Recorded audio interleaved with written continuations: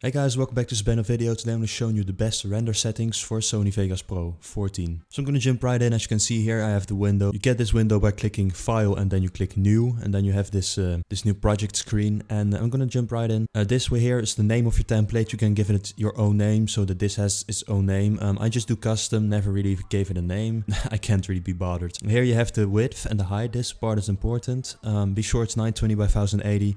Because that's every YouTube video out there now. It's a 9020 by 1080 pixels. So be sure that this is the width and height. This is not really that important. You can just copy that. For the rest, this one is actually pretty important. It's the frame rate. So you have a lot of options here. As you can see, this would be 30 FPS and this is 60 FPS. Now, of course, nowadays 60 FPS is recommended. And back in the day, you had a lot of 30 FPS. But nowadays, as you might know, most of the videos are in 60 FPS. So we just go with the times, and yeah, I definitely advise it as well. Just do 60 FPS. The 3D mode not on because I don't need it.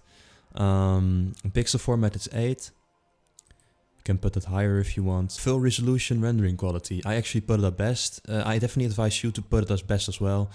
Even though if your computer isn't that good. Like my computer is also not really that good, and I still put it at best because yeah, just be sure it's the best. It doesn't matter if your computer is slow or not. In any case, be sure that this is on best, well, however your computer is slow or not. Then motion blur type, Gaussian blur. Gaussian blur is something I always use, also in Photoshop, like for everything.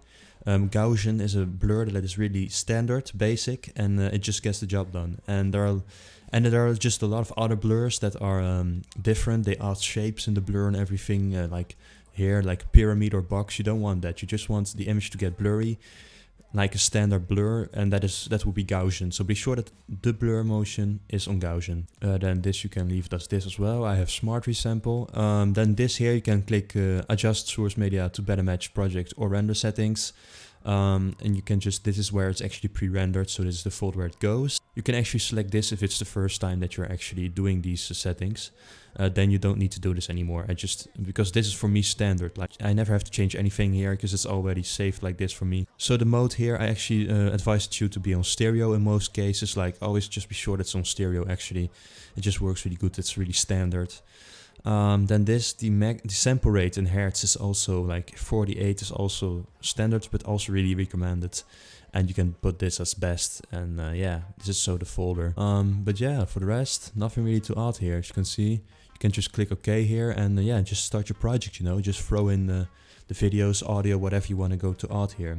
And yeah, that's it, guys. Best rendering settings.